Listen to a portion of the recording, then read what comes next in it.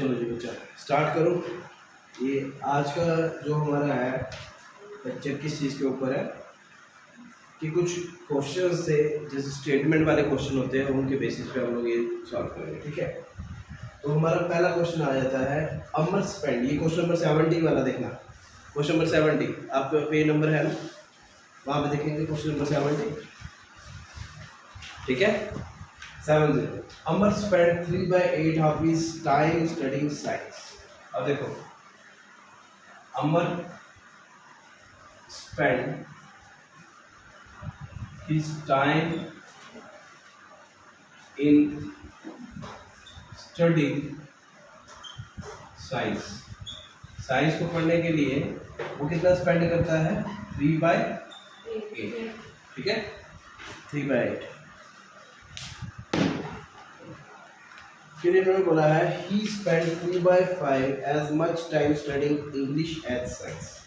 मतलब इन्होंने क्या बोला है, अब जितना वो पढ़ रहा था साइंस को लेके, इन्होंने बोला he spend 2/5 as much time studying English as science.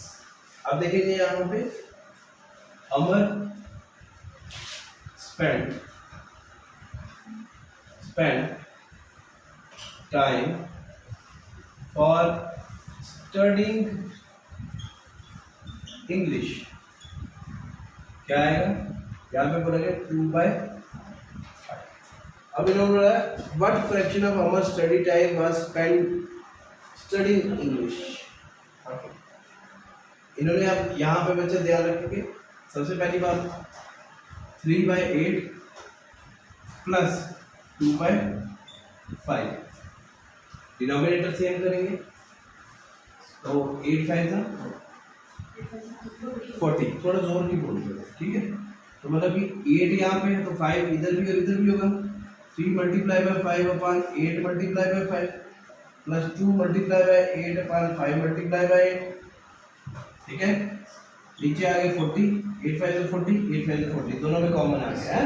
3/5 15 plus 16 तो 31/। ठीक है, ठीक है बच्चों, करो इसको जल्दी जल्दी करो। नेक्स्ट क्वेश्चन देखो, question number 64। Question number 64 a piece of wire 7/8 metre long broke into 2 pieces. मतलब length of wire equal to 7/8। ठीक है, फिर इन्होंने बोला है one piece was 1/4 metre long. क्या है? लेंथ ऑफ वन पीस की लेंथ कितनी है? 1/4। ठीक है, और इन्होंने बोला है how long is the other piece. अब लेंथ ऑफ अदर पीस आपको पता ही नहीं है। लेंथ ऑफ अदर पीस देखो जी क्या बोला गया है। अब आप लेंथ ऑफ अदर पीस को आप क्या लेके चलते हो? x। ठीक है, तो इन्होंने बोला है कि लेंथ ऑफ अदर पीस आपको निकालनी है, तो मतलब 2 पीस आप जमा करोगे, जमा करने पे ये लेंथ आती है ना। मतलब 2 पीस कहने का मीनिंग है कि लेंथ ऑफ वायर जो है वो है ये। इन्होंने कहा है कि जो लेंथ ऑफ वायर है वो 2 पीस में डिवाइड हुई है। एक ये पीस आ गया, एक ये पीस आ गया। हमारे पास ये पीस नहीं था, आपको इसको निकालना है। ठीक है, तो जब आप इन दोनों को जमा करोगे that is equal to this, मतलब x प्लस 1/4 इक्वल टू 7/8। ठीक है, x को यहीं पे रहने दो, 1/4 को दूसरी साइड ले जाओ। ठीक है, तो यहाँ पे आएगा 7/8 माइनस 1/4। अब इसका डिनोमिनेटर सेम नहीं है, तो मेरे को ये 4 है, 4 कितने का 8 होता है? 2 x इक्वल टू 7/8 माइनस 1/4 को मल्टीप्लाई 2 से और 2 से। ठीक है, x इक्वल टू 7/8 माइनस 2/8, तो सीधा आ गया आपका 7 माइनस 2/8, तो 5/8 जो होगा आपके पास लेंथ ऑफ अदर पीस आ गया। ठीक है बच्चे जी, चलो नेक्स्ट क्वेश्चन। चलो बच्चे क्वेश्चन नंबर 48 देखेंगे। क्वेश्चन नंबर 48 इन्होंने बोला है Radhika bought 8 1/4 kilogram of fruits, मतलब कितना है उसने खरीदा। यहाँ लिखेंगे, क्या लिख रहा हूं मैं, Radhika bought fruits equal to 8 1/4, 8 1/4, ठीक है।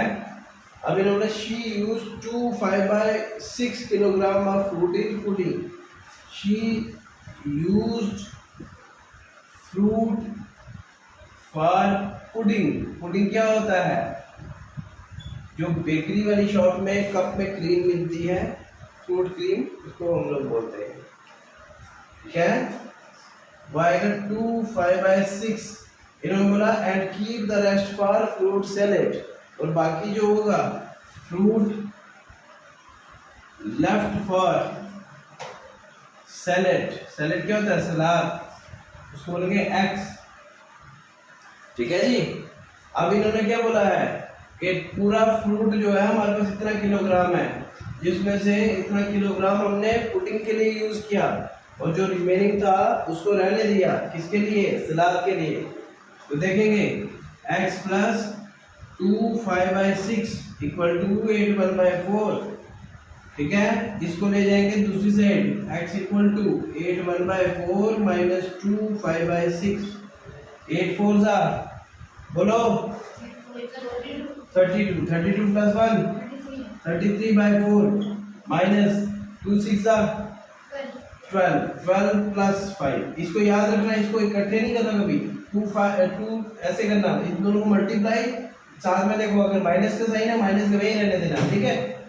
अब डिवाइडेड बाय, अब यहाँ पे देखो कि यहाँ पे -12 है, यहाँ पे 5 है, तो 12 में से 5 चलेंगे, कितने रह गए 7, 33/4 माइनस 7/6। अब देखेंगे इनका 6 4 जा 24, तो 33/4 multiply by 6 multiply by 6 minus 7 multiply by 4 upon 6 multiply by 4, 6 3 is 18, 1 6 is 18 और 1 19 divided by 24 minus 28/24 equal to कितना आएगा 170/24। अब अगर मिक्स में बदलना है तो मिक्स में आप लोग खुद कर सकते हो, ठीक है। मिक्स में बदल देंगे इसको, जैसे हमारे पास 24 1 2 3 4 आ गए 96, तो 5 आ गया आपके पास 120, 5 कितना आ गया 144 178, मतलब इसका आएगा 24 मल्टीप्लाई बाय 6 144, फिर ऊपर आ गया का 20, ठीक है।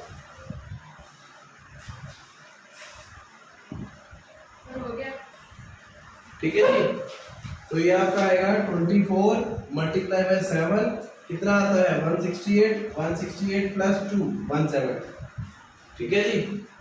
इसका ऐसे आएगा, ठीक है बच्चे।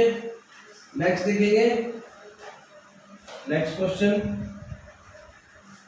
अच्छा 43 क्वेश्चन किया था आपने, नहीं किया ना, हाँ देखो question number 43, Rakhi bought 8 1/3 metre of cloth at the rate of 9 per metre, ठीक है।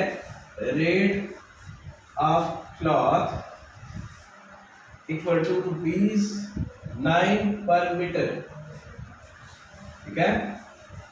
राखी परचेज, उसने कितना खरीदा, परचेज इक्वल टू 8 1/3 मीटर।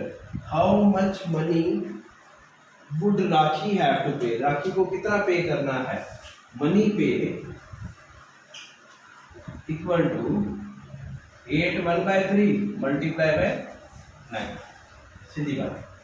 देखो 3 8 से 24 प्लस 1 25 25/3 मल्टीप्लाई बाय 9, 3 1 से 3 3 से, तो आंसर क्या आ गया 25 मल्टीप्लाई बाय 3 दैट इज 75, ठीक है।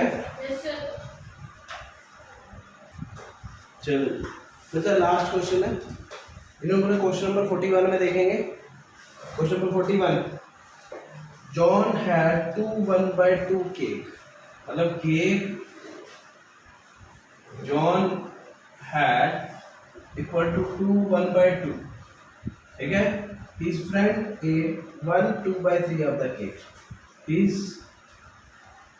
फ्रेंड ate, उसने क्या खा दिया 1 2/3, और कितना केक रह गया, cake left equal to 2 1/2 minus 1 2/3, देखो 2 to the 4 plus 1 5/2 minus 3 1 the 3 plus 2 divided by 3। अब माइनस का 3 प्लस 2, तो 3 में से 2 निकाल दिए, 1 यहाँ पे आ गया, नीचे 2, इधर भी 3 को इधर भी और 2 को इधर भी और इधर भी, cross multiply 5 multiply by 3 upon 2 multiply by 3 minus 1 multiply by 2 3 multiply by 2, यहाँ आ गया 15/6 माइनस 2/6, तो नीचे आ गया 15 minus 2 divided by 6 that is 13/6।